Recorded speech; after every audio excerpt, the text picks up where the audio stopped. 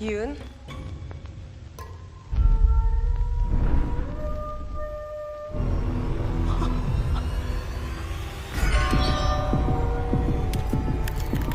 Besok hilang aja nih.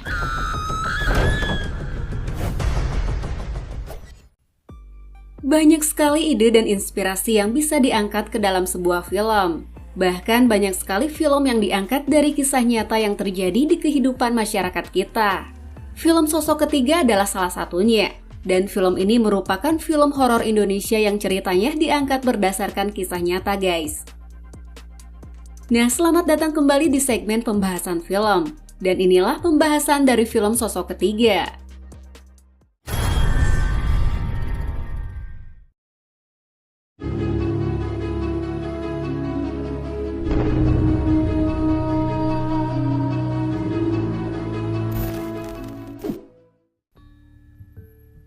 Sosok Ketiga merupakan film yang diproduksi oleh rumah produksi Leo Picture, dan film ini digarap oleh sutradara Deddy Mercy.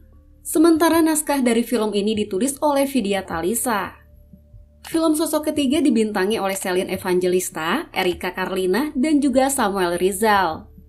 Di film ini Samuel berperan sebagai Anton, seorang suami yang memiliki 2 orang istri.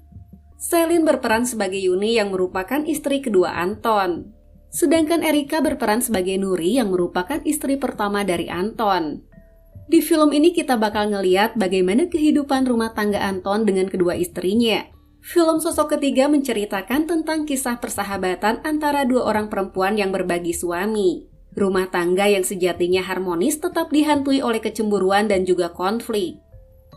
Film ini juga menceritakan tentang kejadian mistis yang terjadi dalam sebuah rumah tangga yang menjalankan sebuah hubungan pernikahan poligami. Ceritanya berawal dari 2 orang perempuan yang bernama Yuni dan Nuri. Mereka adalah 2 orang sahabat yang saling mendukung satu sama lain. Mereka telah bertukar janji untuk tidak merebut pasangan sahabatnya. Tapi Yuni diam-diam menyukai Anton yang merupakan suami dari Nuri. Tentu aja Yuni mengingkari janjinya kepada Nuri. Dan saat ini Yuni menjadi orang ketiga dalam rumah tangga sahabatnya sendiri. Awalnya hubungan pernikahan Nuri dan suaminya baik-baik aja. Tapi semenjak kedatangan Yuni, rumah tangga mereka pun mulai renggang. Ternyata Yuni melakukan ritual pelet untuk mendapatkan hatinya Anton. Rasa cinta Yuni terhadap Anton membutakan segalanya, hingga ia juga tuli dengan nasihat keluarganya. Karena pengaruh pelet itulah akhirnya Anton pun jatuh hati kepada Yuni. Meski udah lama menikah, Nuri dan Anton belum juga memiliki keturunan. Nuri mengalami beberapa kali keguguran hingga saat ini mereka berdua belum memiliki anak. Oleh karena itu, Nuri pun memberi izin pada Anton untuk menikahi Yuni. Dan Nuri harus menerima jika ia dimadu dengan sahabatnya sendiri. Meski Nuri dan Yuni dimadu, tapi hubungan mereka berdua tetap akur. Kehidupan Yuni merasa sempurna semenjak ia menikah dengan Anton.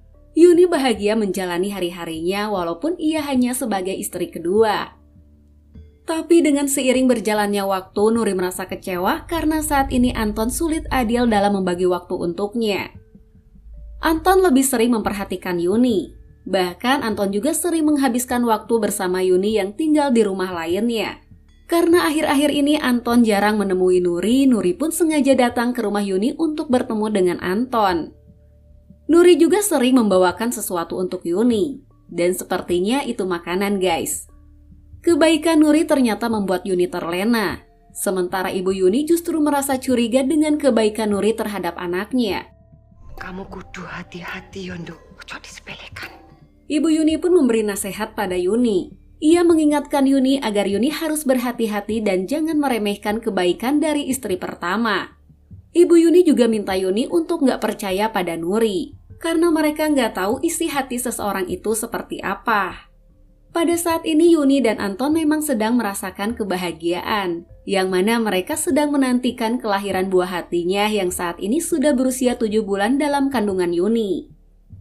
Yuni pun mengadakan acara 7 bulanan untuk anak yang ada dalam kandungannya tersebut. Tapi semua kebahagiaan itu berubah sejak teror gaib melanda keluarga mereka. Setelah selesai mengadakan acara 7 bulanan, Yuni mulai dihantui oleh sosok menyeramkan, hingga membuat bayinya berada dalam bahaya. Bahkan Yuni juga sempat memuntahkan paku dari mulutnya. Kehidupan mereka pun berubah menjadi penuh teror. Banyak hal-hal gaib yang terjadi dan mulai menyerang Yuni. Yuni gak hanya merasa kesakitan secara fisik, tapi ia juga merasa kesakitan secara mental.